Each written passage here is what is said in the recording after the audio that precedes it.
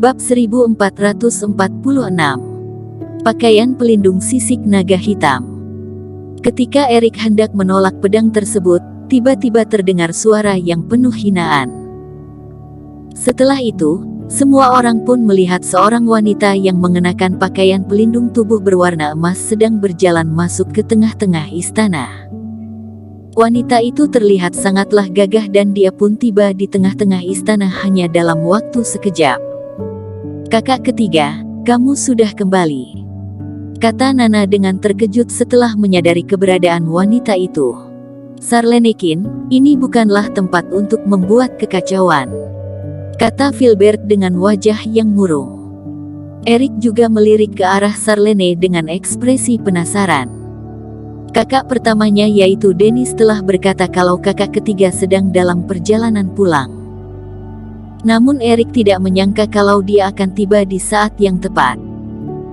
Sarlene memiliki tubuh yang tinggi dan kekar, tinggi badannya hampir sama dengan Erik dan ia memiliki bentuk wajah yang begitu cantik. Aura yang berasal dari dalam tubuhnya juga terasa begitu kuat bagaikan seorang pahlawan wanita. Membuat kekacauan. Aku tidak berani melakukan itu. Namun ini merupakan hari kepulangan adik keempatku. Aku tentunya layak untuk ikut campur dalam pemberian hadiah kepadanya. Sarlene tidaklah merasa takut terhadap Filbert dan dia segera berjalan ke depan Erik. Dia lalu mengeluarkan sebuah pakaian pelindung tubuh yang bersinar di depan semua orang.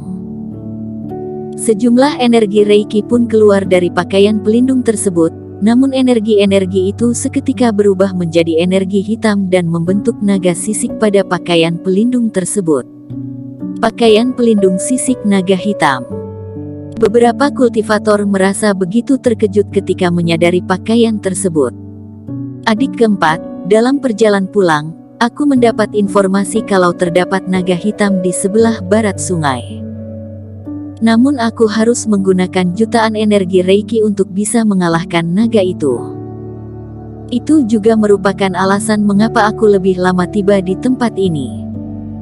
Setelah mengalahkan naga itu, aku pun mengambil sisik dari lehernya untuk membentuk baju pelindung ini. Terimalah sebagai hadiah dariku.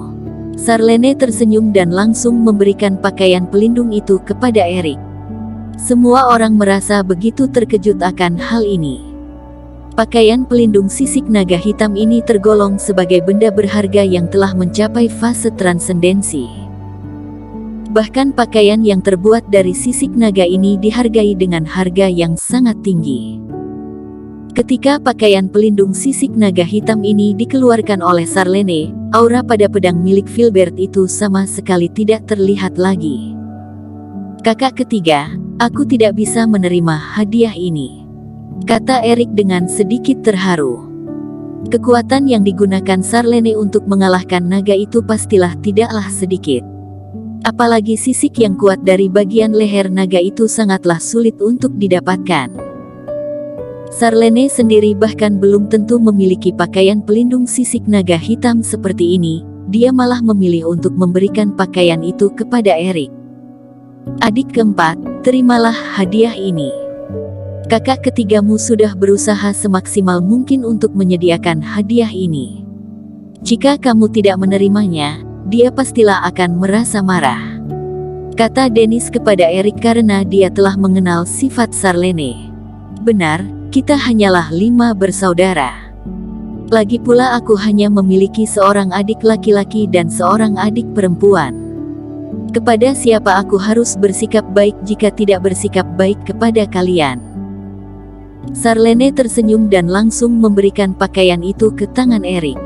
"Ini tidaklah ada apa-apanya. Bagaimana mungkin aku sendiri yang merayakan acara kepulangan adik keempatku ini?" Sarlene lalu menepuk tangannya dan seketika terdengar suara langkah kaki dari luar pintu. Klan Barbarian Sunset menyambut kepulangan pangeran keempat. Klan Barbarian Eagle juga menyambut kepulangan pangeran keempat. Keluarga Van juga menyambut kepulangan Kaisar Qin. Organisasi Pergerakan Langit juga menyambut kepulangan Kaisar Qin. Terdengar begitu banyak suara yang menyambut kepulangan Erik dan tidak lama kemudian, para kultivator dan anggota klan Barbarian pun berjalan masuk dengan ekspresi wajah tersenyum sambil membawa hadiah di masing-masing tangan mereka. Terdapat senjata berharga, rumput ajaib, berbagai teknik dan juga pil mujarab.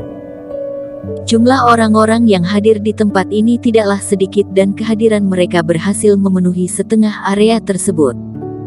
Sarlene, apakah sudah cukup? Ekspresi wajah Filbert terlihat begitu murung ketika melihat para anggota klan dan juga para kultivator yang datang menyambut kepulangan Erik dengan membawa berbagai hadiah. Saat ini, ekspresi wajah para kultivator itu terlihat begitu panik dan mereka pun segera menutup mulut mereka. Apa yang cukup? Apakah aku tidak boleh merayakan acara kepulangan adikku? Kata Sarlene sambil tersenyum sinis. Sarlene tidak lagi bersikap segan dalam mengacaukan acara ini setelah melihat perlakuan Filbert terhadap Erik. Lagi pula dirinya memanglah memiliki sifat yang seperti ini. Suasana di tempat itu terasa begitu hening dan para tamu yang datang menghadiri acara ini pun mulai merasa tertarik. Apalagi klan Barbarian Fairy yang sejak tadi tidak memperdulikan segala hal yang terjadi di sekeliling mereka itu pun mulai membuka mata mereka dan memerhatikan sekitarnya. Ini merupakan hal yang sangat menarik, karena anggota keluarga Qin sendiri yang mengacaukan acara keluarga mereka sendiri. Jangan mengira kalau aku tidak tahu. Filbert menahan amarahnya dan menunjuk ke arah orang-orang yang dibawa oleh Sarlene. Orang-orang itu merupakan orang-orang yang kamu kenal ketika berperang bersama Raja Perang waktu itu. Mereka hanyalah klan Barbarian tingkat bawah. Apakah mereka punya hak untuk membuat kekacauan di tempat ini? Mereka bahkan tidak layak untuk menghadiri acara ini. Cepatlah usir mereka keluar sekarang juga. Filbert terlihat begitu marah dan segera menyuruh anggota keluarga Qin untuk mengusir mereka. Orang-orang itu merasa sangatlah takut dan tidak tahu harus melakukan apa saat ini. Sarlene, sudah cukup, kemunculan orang-orang ini hanya akan membuat klan Barbarian merasa malu. Kata salah satu tetua. Mereka bahkan belum mencapai fase distraksi. Apakah kamu merasa begitu bangga mengundang mereka untuk datang merayakan kepulangan adikmu? Kata salah satu tetua lainnya. Ekspresi wajah Sarlene terlihat begitu murung saat ini. Erik pastilah akan merasa begitu malu jika orang-orang ini diusir. Dia akan berusaha menahan orang-orang itu untuk tetap tinggal di tempat ini meskipun hal ini akan membuat dirinya dihukum nanti. Namun dia rela dihukum agar adiknya tidak merasa malu. Semua orang ini datang untuk menyambut kepulanganku dan para tetua tidak menyukai mereka hanya karena kedudukan dan identitas yang mereka miliki kan. Saat ini, Erik tiba-tiba berbicara, apakah mereka tidak akan diusir jika di antara mereka terdapat orang yang memiliki kedudukan seperti yang kalian harapkan? Hehe. Jika terdapat salah satu orang di antara mereka yang merupakan penguasa kota, maka aku akan membiarkan mereka menyambut kepulanganmu dan acara ini akan diteruskan setelah acara penyambutanmu selesai nanti. Kata Filbert sambil tersenyum dingin. Baiklah, aku rasa sudah bisa dimulai. Kata Erik sambil menatap semua tamu yang ada.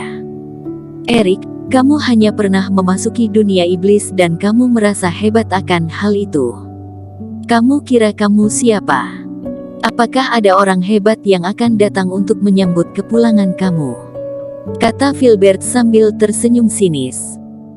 Setelah Filbert mengatakan itu, seorang kultivator tingkat atas pun berdiri di antara para tamu yang hadir saat ini.